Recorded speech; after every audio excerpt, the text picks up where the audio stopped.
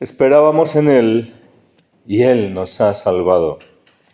Esta profecía de Isaías coloca una gran esperanza, una esperanza dichosa, jubilosa, en un tiempo en que, a través del Mesías, del Salvador, en quien podemos esperar, los hombres, poner nuestra esperanza, alcanzásemos varias cosas. Va diciendo aquí, un velo que cubre a todos los pueblos que será descubierto.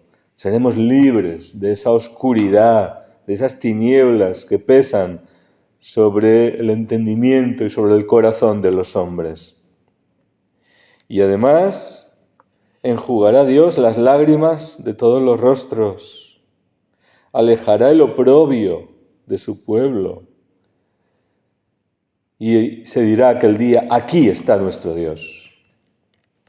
Aquí está nuestro Dios. Este es el Señor en quien esperamos. Celebremos y gocemos con su salvación. ¿Y cuándo se cumple esto? Pues se ha cumplido en Cristo. Cristo es nuestro Dios. Y podemos a través de Cristo, desde su encarnación, decir, aquí está nuestro Dios. Él, la luz del mundo, ha descorrido ese velo que cubría el entendimiento de los hombres, brillando la luz de Dios a través de Cristo sobre los hombres, podemos conocer la verdad que nos hace libres. Y podemos ahora recibir, no solo ser alejado lo oprobio, toda maldición, consecuencia del pecado, sino recibir la vida nueva en el Espíritu para gozar, para celebrar de la salvación de Dios, para unidos a Él poder beneficiarnos de los bienes de su casa, participar de ese festín de manjares exquisitos, de vinos refinados. Y esto ya se ha cumplido. Ya se ha cumplido porque el reino de los cielos ya está aquí. Desde que Cristo vino al mundo, ha sido como una invasión del reino de los cielos en la tierra, hasta ese momento a merced del dominio de Satanás, que estaba cubriendo el entendimiento de los hombres para que no viesen brillar la gloria de Dios en la faz de Cristo. Pero ahora Él está descubriendo con su espíritu, con su luz, con la verdad que es Él, con la verdad que nos acerca a su reino, porque su reino es de gozo, de amor, de verdad, de santidad, de vida en el Espíritu. Está descorriendo ese velo, esa ceguera que por el pecado y por la influencia del demonio estaba cubriendo a los hombres para apartarlos de la salvación. Ha llegado nuestra salvación. Dios ha venido a nuestro encuentro, ya está aquí. Pero todavía no está en plenitud su reino. Todavía estamos entre dos reinos. Todavía esperamos nuestro rescate. La manifestación gloriosa de Cristo ahora es gloriosa, pero trayendo su gloria, su luz, su vida nueva a cada corazón que lo recibe, pero su manifestación gloriosa y patente en toda la tierra llegará en el momento en que el Señor, sobre las nubes del cielo, en poder y gloria, regrese para instaurar su reino, para entonces ya derrotar definitivamente a las tinieblas y que su luz cubra toda la humanidad renovada, que acepte, que acoja al Señor en su venida. Entonces, el Evangelio nos habla de esto mismo. Dice el Señor, refiriéndose a los sumos sacerdotes y a los ancianos, en ese diálogo que tiene con ellos, les dice en esta parábola, el reino de los cielos se parece. Está hablando del reino de los cielos, pero acabamos de decir que el reino de los cielos se puede referir a dos realidades. Una ya presente por Cristo y otra que en esperanza aguardamos todavía, la plenitud de la manifestación del reino de los cielos. Entonces, la que está ya presente por Cristo, la que estamos viendo en el tiempo, es una y tiene también sus leyes. Y la que será y la que aguardamos en la eternidad es otra y tiene también sus leyes. ¿Y a cuál de ellas dos se está refiriendo al Señor? Bueno, hay elementos que se pueden aplicar a ambas, pero hay otros que solo se aplican a una. En esta parábola, el Señor se está refiriendo al reino de Dios, sobre todo al reino de Dios presente ya entre nosotros. No a la realidad de la eternidad, sino al reino de Dios ya presente. ¿Por qué? Porque, en primer lugar, se dirige a los sumos sacerdotes y a los ancianos y les dice, pues, que el reino de Dios ya presente, por Cristo, presente en medio de ellos y en medio de nosotros, el reino de Dios se parece a un rey que celebra la boda de su hijo. Es decir, ya hay un gozo de la comunión en la que podemos participar, responsable, de los hombres llamados a este banquete, no como invitados solo, sino como la novia que está siendo preparada para las bodas del Cordero. Pero sí que es cierto que ya podemos participar ahora ya, en la realidad presente, de ese matrimonio espiritual, de esa comunión con Dios. ¿Por qué? Porque somos lavados, purificados y se nos da el Espíritu Santo para participar de esa unión mística con el Señor. Y ese es nuestro bien, nuestro gozo. Y ya somos ciudadanos del reino de los cielos. Esta parte no nos será quitada, le dice el Señor a Marta refiriéndose a su hermana María de Betania. Pues bien, en esta comparación que el Señor hace, en ese banquete que prepara el Rey, que representa al Padre, que envía a su Hijo, muchos son llamados, pero no quieren ir. Estos son los que rechazan la invitación. Y esto es aquí, en el tiempo de nuestra libertad, de nuestra elección, si acogemos la palabra de Dios o la rechazamos. Y esto se da ahora. Y se lo dice a aquellos sumos sacerdotes y ancianos que, como consecuencia del rechazo de los jefes de Israel, la ciudad sería arrasada. Dice que ante su actitud de rechazo, de amar al mundo más que al reino de los cielos, de amarse cada uno a sí mismo desordenadamente y no amar al Señor que viene a su encuentro, de rechazar a los que llevaban la palabra de Dios con la invitación a participar de estos bienes, de estas riquezas, de este banquete, ¿ellos qué hacen? Pues amando los placeres, amando sus intereses, no escuchando la palabra de Dios, cada uno se dedica a sus negocios, a sus asuntos, y rechazan a los mensajeros que llevan la palabra de Dios. Los maltrataron y los mataron. Consecuencia, castigo. El rey montó en cólera. Y es que Dios también, en su justa ira, castiga. Claro que sí. Y no está hablando aquí del castigo eterno, del infierno, de la condenación. Está hablando de castigos temporales. Porque aquella ciudad dice que fue arrasada por el fuego. Y eso es lo que ocurrió con Jerusalén, lo sabemos. La ciudad fue destruida por las tropas romanas de Tito y Vespasiano. Pero los cristianos, los que habían acogido la llamada, fueron liberados de esa destrucción, porque el Espíritu Santo les recordó las palabras de Cristo para salir de Jerusalén antes de que les alcanzase aquello. Cuando veáis la ciudad cercada por tropas, huid. Bien. Pero la parábola continúa y dice que aquellos no eran dignos, no merecían participar como convidados de la boda, pero el rey ahora invita a todo el mundo.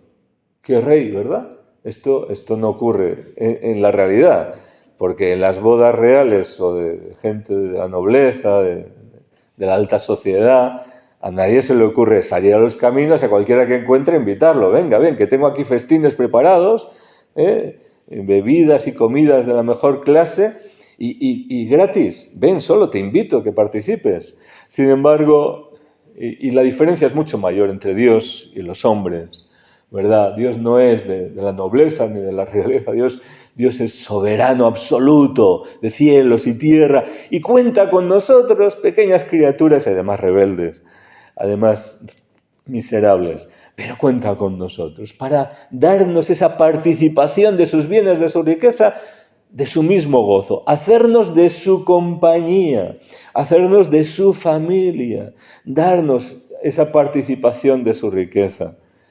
Qué grandeza de la generosidad de Dios, del amor de Dios. Y esto es el plan de salvación, hacer que todos los hombres conozcan la verdad y sean salvos. Y el Espíritu Santo y también los mensajeros de Dios, los ángeles y los apóstoles del Cordero, los evangelizadores, están recorriendo los caminos de la tierra, todos los cruces de los caminos, dando oportunidad a cada hombre que viene a este mundo. Si no es por medios humanos que les alcanzan, Dios, que es en definitiva el que mueve todo y alcanza a cada corazón, porque para Él no hay obstáculos, da oportunidad a cada hombre que viene a este mundo de conocer la verdad y de seguir la verdad y de ser salvo por medio de su obediencia y docilidad a la verdad. Todos tenemos esa oportunidad, todos somos llamados, Claro que la llamada a la salvación significa el conocimiento de Cristo.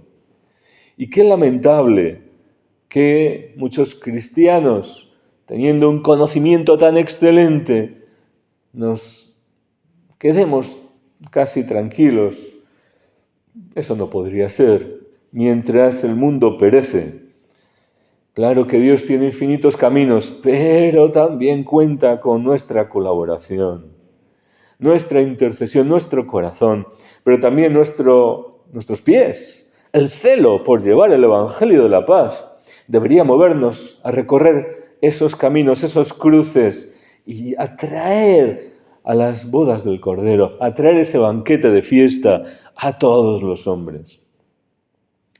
Y entramos en el reino de Dios, repito, ya presente en su iglesia. Porque en la iglesia está, subsiste, permanece el reino de Dios, aquí en la tierra. Y por medio de los canales de la gracia, principalmente los sacramentos, participamos ya de esos bienes, de esas riquezas, y se ofrece a todos los hombres. Pero ¿qué ocurre? Pues que, aun diciendo que sí, aun aceptando la invitación, no todos son dignos. No todos pueden completar esa comunión que es el deseo del Señor. No todos pueden participar de esos bienes y gozarse como Él, porque no tienen sus sentimientos, no tienen su corazón, no tienen su mente. Y es que no es suficiente con el bautismo. No es suficiente con esa regeneración que ocurre con el bautismo y estar en gracia de Dios. Eso es necesario, recibir el Espíritu Santo, eso es necesario, pero eso que nos permite entrar, lo podemos perder el vestido de fiesta, perder el vestido de boda por el pecado. Y también porque el Señor no llama a bautizados, llama a discípulos.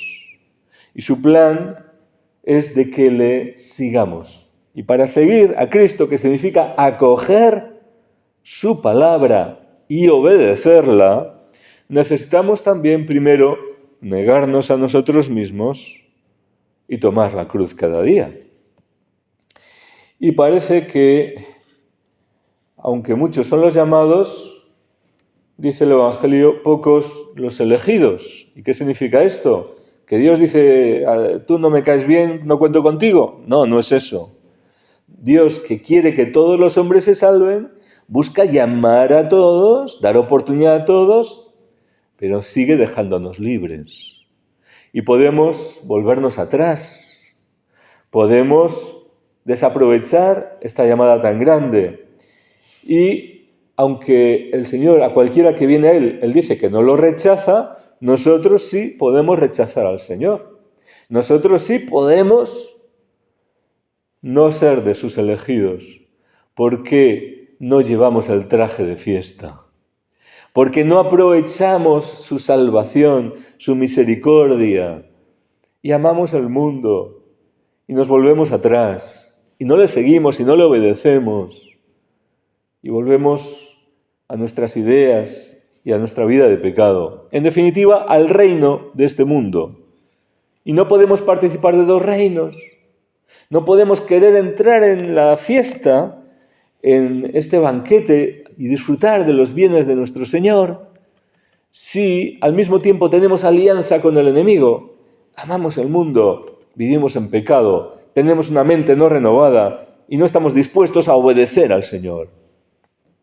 Hoy, tristemente, se está confundiendo incluso desde dentro de la Iglesia, diciendo en algunos lugares que se puede comulgar de cualquier manera. Pues el Evangelio dice que no, y San Pablo repite no, y toda la tradición y magisterio de la Iglesia dice no. No, porque eso sería peor, es comulgar nuestra propia condenación. También se está diciendo que se puede recibir la absolución sacramental sin arrepentimiento y propósito de enmienda, de cualquier manera. Pues el Evangelio dice que no. El Señor dice que no. El Señor es misericordioso para no rechazar a nadie que viene a Él, pero que viene correctamente y que se pone el vestido de fiesta. Tenemos que obedecer al Señor, sus caminos, sus mandatos, para participar del gozo de su reino, que será un gozo eterno. Porque cabe la otra posibilidad. En el caso de este hombre, la orden del rey, ante él que se queda sin respuesta, mudo, porque no tiene respuesta, ante la verdad quedará denunciado el error. Atadlo de pies y manos y arrojadlo fuera a las tinieblas. Allí será el llanto y el rechinar de dientes. El que no entra correctamente por el camino de la salvación en el tiempo de la misericordia de Dios en esta vida, no alcanzará la vida eterna. Necesitamos, por tanto, ser de los que gozan con un corazón sencillo de los bienes del reino de Dios y no de los rebeldes que quieren instaurar sus caminos y entrar por otro sitio, no el que el Señor ha dispuesto, sino a su modo, a su manera. No existe otro modo más que el que el Señor dice. Este es el único válido. Porque existe la condenación, porque existen esas tinieblas exteriores. Claro que se ha interpretado de varios modos. Los padres de la Iglesia han dicho, por ejemplo, San Gregorio Magno, que el que ya vivía en tinieblas por dentro, en las tinieblas interiores, experimentará también las tinieblas exteriores. El que no está en comunión con Dios ahora no podrá estar en comunión por la eternidad. El que no vive en santidad no podrá entrar en la gloria de Dios. ¿Por qué? Porque sin santidad nadie verá a Dios, nos dice la palabra de Dios. Pero también otros padres de la Iglesia han interpretado que esto se refiere a distintos lugares dentro del infierno. ¿Por qué? Pues sabemos que hay distintas estancias, vamos a decir, preparadas para distintos condenados. Y esas tinieblas exteriores, según interpretación de algunos, podrían ser las preparadas, reservadas para los cristianos que no han sido fieles a la llamada del Señor. En fin, pueden ser interpretaciones válidas al mismo tiempo, no son excluyentes. Lo que nos dice la palabra de Dios es que el reino de los cielos ya está aquí. Y el reino de los cielos llegará en su plenitud un día.